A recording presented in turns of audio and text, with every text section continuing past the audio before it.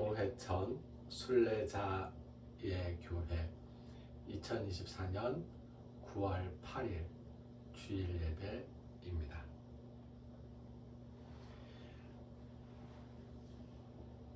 오늘 우리가 함께 읽으려고 하는 성서의 말씀은 마가복음 8장 1절에서 10절까지의 말씀입니다. 마가복음 8장 1절에서 10절까지의 말씀을 읽겠습니다.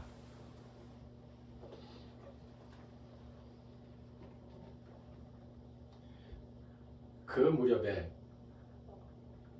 또 큰 무리가 있어 먹을 것이 없는지라 예수께서 제자들을 불러 이르시되 내가 무리를 불쌍히 여기노라.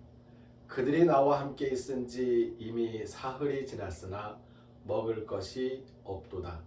만일 내가 그들을 굶겨 집으로 보내면 길에서 기진하리라. 그 중에는 멀리서 온 사람들도 있느니라. 제자들이 대답하되 이 광야 어디서 떡을 얻어 이 사람들로 배부르게 할 수 있으리이까? 예수께서 물으시되 너희에게 떡 몇 개나 있느냐? 이르되 7이로소이다 하거늘 예수께서 무리를 명하여 땅에 앉게 하시고 떡 7개를 가지사 축사하시고 떼어 제자들에게 주어 나누어 주게 하시니 제자들이 무리에게 나누어 주더라.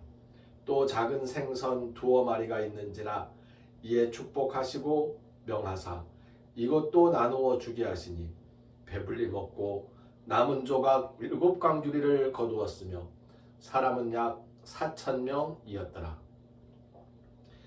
예수께서 그들을 흩어보내시고 곧 제자들과 함께 배에 오르사 달마누다 지방으로 가시니라. 아멘.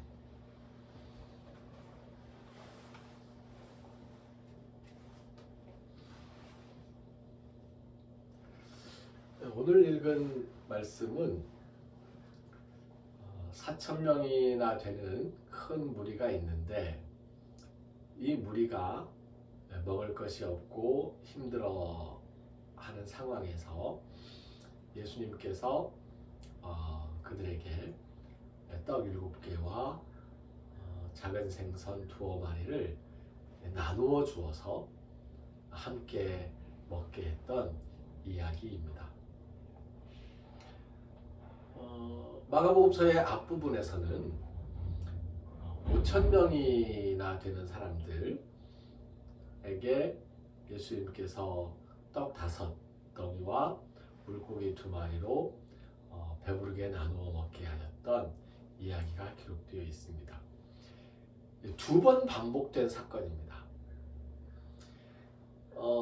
무엇을 의미하는지 예수님의 의도가 무엇이었는지 한번 생각해 보고 싶습니다.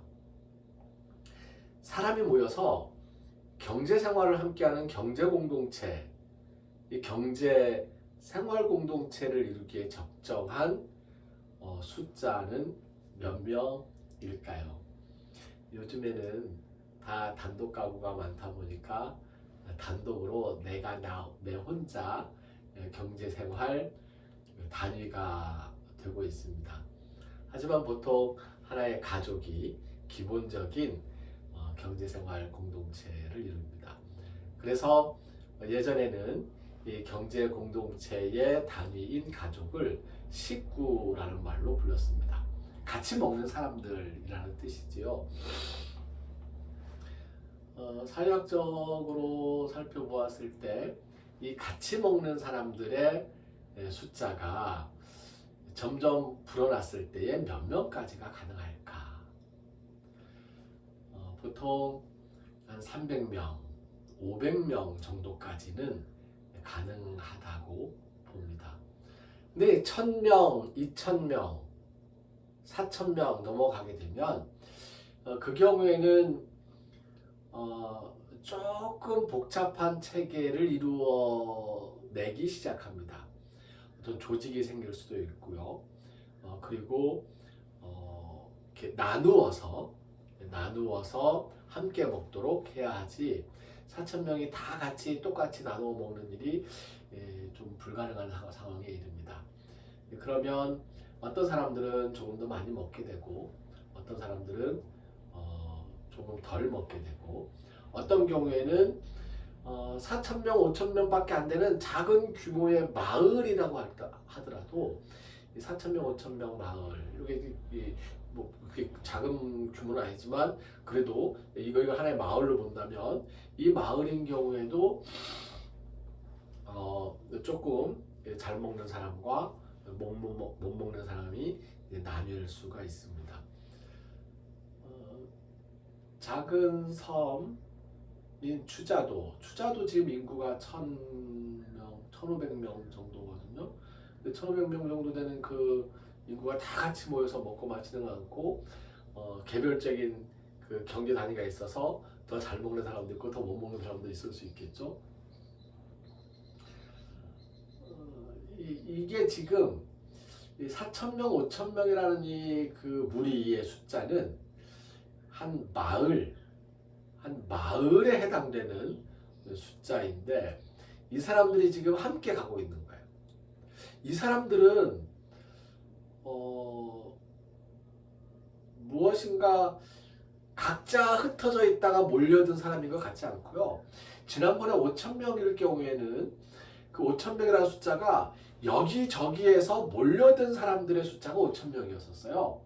그런데 이번에 이 4,000명은 몰려든 사람들이 아니고 아예 4,000명이라는 이 큰 무리가 있는 하나의 무리였습니다. 그 무리. 성서의 첫 구절에 보았더니 큰 무리가 있다라는 거예요.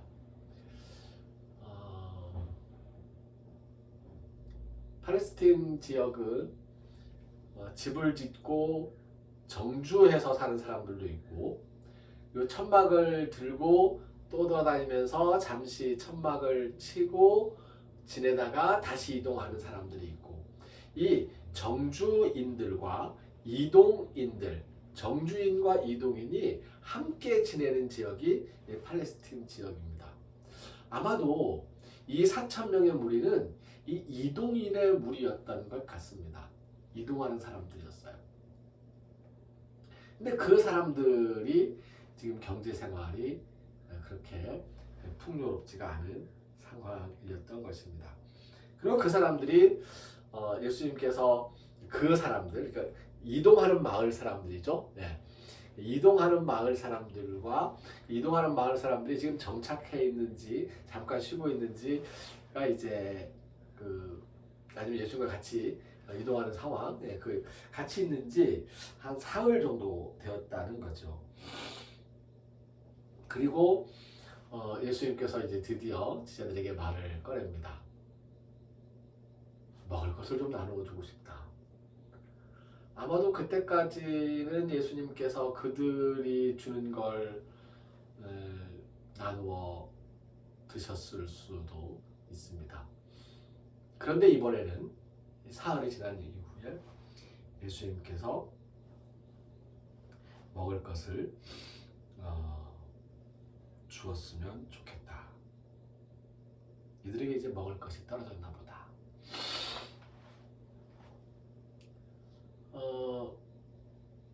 이대로 이어지면 그들은 또다시 길을 떠나서 자기들의 집으로 채워놓은 천막으로 이렇게 이제 갈 텐데 이 이동하는 이 무리들이 길에서 쓰러지지 않겠는가.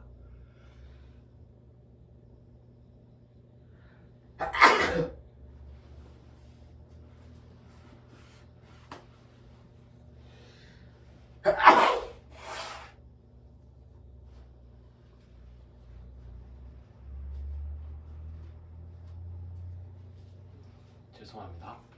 확실히 가을이 되어서 환절기가 되니까 제 코가 조금 심하게 반응을 하고 있습니다.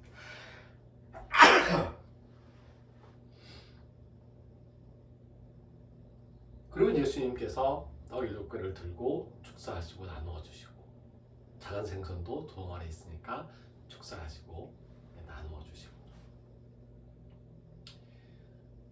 한 번으로 그친 일이 아니고 2번에 걸쳐서 반복적으로 나타나고 있는 이 먹을 것을 나누어서 함께 먹게 하는 이 사건. 이것은 제가 보기에는 예수님께서 제자들에게 가르침을 주고 경험하게 하는 그런 일이었다고 생각을 합니다.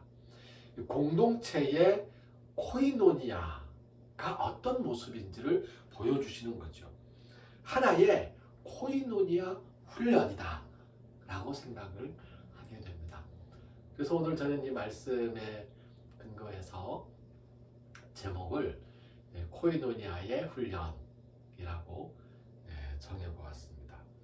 5,000명 그리고 4,000명, 그리고 5,000명과 4,000명을 만나기 전 예수님의 그 예수 공동체의 코이노니아가 이루어지고 있는 거죠. 예수님도 지금 이동하면서 지내고 있잖아요. 몇 명의 사람들이? 12명요? 아니요. 12명은 가장 최소 단위이고요. 아마 한 70명 정도가 늘 같이 다녔던 것 같습니다. 어떤 때는 500명까지 될 수도 있고요. 120명 정도. 그래서 70명, 120명, 많을 때는 500명, 70명, 120명, 요 정도의 수가 늘 같이 움직이고 있는 거예요. 그리고 늘 같이 먹고 있는 거죠. 같이 먹고, 같이 자고, 같이 생활하는 공동체. 예수님을 따라서 함께 움직이는 이 공동체는 먹을 것을 늘 같이 나누어 먹었습니다. 누가 더 먹고 덜 먹고 하지 않았던 거죠.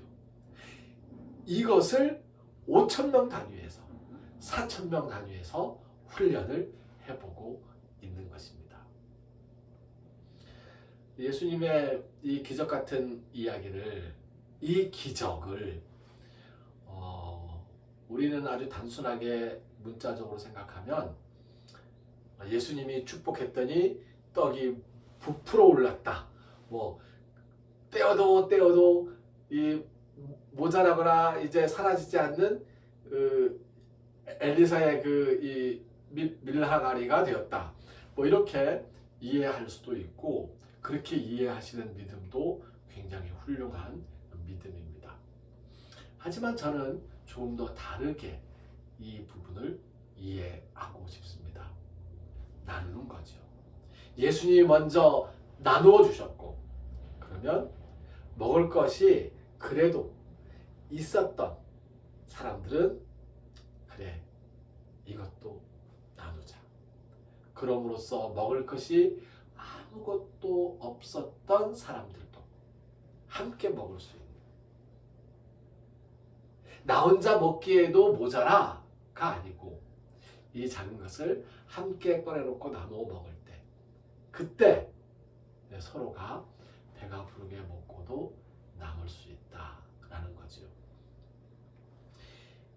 이 남은 만큼이 누군가가 어쩌면 사적으로, 공동체 생활임에도 불구하고 사적으로 여기저기 흩어져서 제겨두었던 것일 수도 있습니다. 나중에 보면 그 남은 떡강주리를 챙기지 못한 것에 대해서 제자들이 아차 하는 이야기가 나오기는 합니다.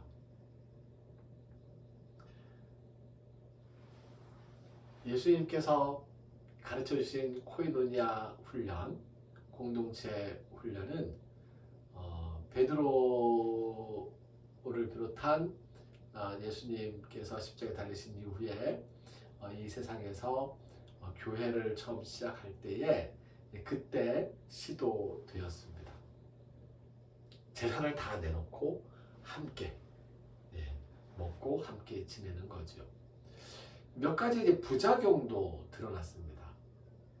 그 부작용은 무엇이냐면 다 내놓아야 될 것 아닌가 라는 고민이었습니다. 그렇지 않습니다. 내어놓고 나누는 것은 예수님께서 훈련하시고자 했던 것은 기꺼이 자원하는 마음으로 원하는 만큼. 우리도 교회 생활을 하면서 헌금을 합니다. 경제공동체의 한 단위를 이루고 있는 거지요. 돈을 내어놓고 그 돈으로 우리가 함께 먹기도 하고 그리고 관리하기도 하고 그렇게 합니다.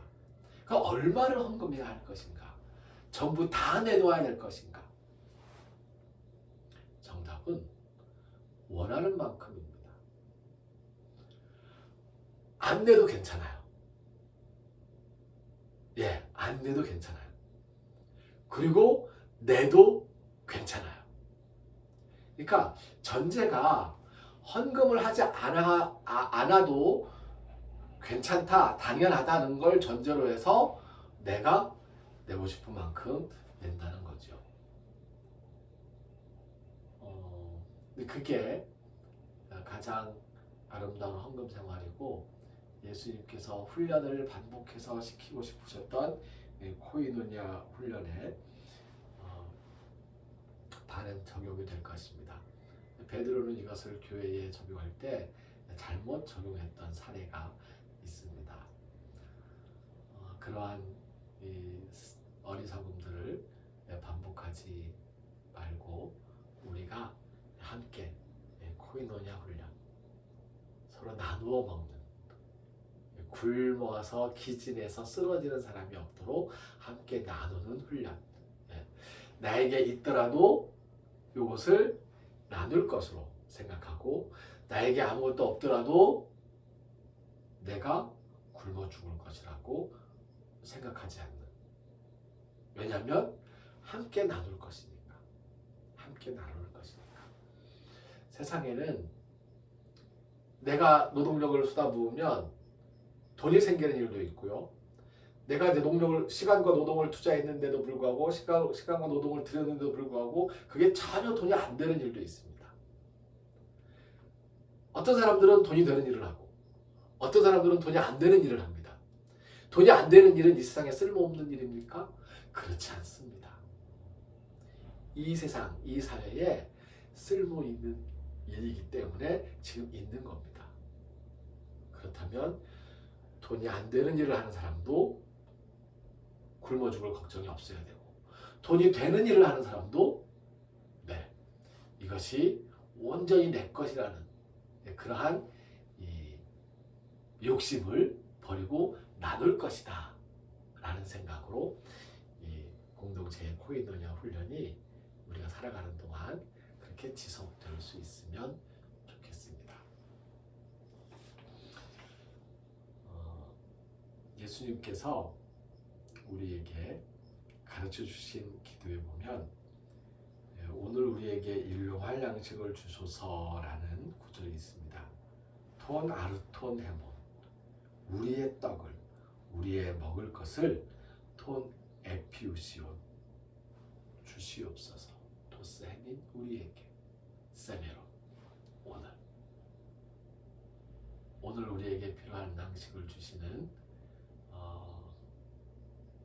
예수님의 손길은 바로 코이노니아 훈련, 코이노니아의 나눔을 통해서 이루어진다는 것을 명심할 수 있기를 바랍니다. 예수님께서 가르쳐 주신 그 기도, 헬라어 성서 본문에 따라서 함께 기도드리겠습니다. 파테르 헤몬 호엔 토이스 우라노이스 하기아 세토 토노마수 엘세토 헤 바실레이아수 게네세토 토셀레마수 호스에 누라노 카이에 피게스 토 나르톤 헤몬 토 네피우시온 도스 헤민 세메론 카이 아페스 헤민 타 오페레마타 헤몬 호스카이 헤메이스 아페카멘 토이스 오페레타이스 헤몬 카이메 에이스 에넨케스 헤마스 에이스 페이라스몬 알라리사이 아포투 포네로 호티수 에스틴, 해 바실레이아, 카이에 디나미스, 카이에 독사, 에이스투스, 아요나스. 아멘.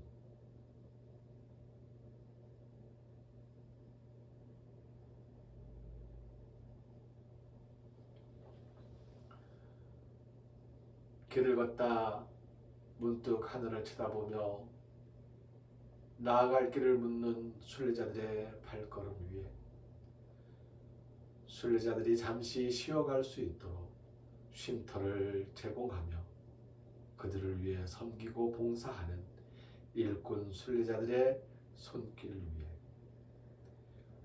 오늘 말씀의 가르침대로 코이노니아 훈련을 통해 먹을 것을 함께 나누는 실천을 다짐하는 우리 모두 위에 우리를 죽음에서 살리시는 주 예수 그리스도의 은혜와 하나님의 크신 사랑과 성령님이 함께 하시며 교통하시는 은총의 역사가 이제로부터 영원까지 항상 함께 하옵시기를 간절히 축원하옵나이다. 아멘.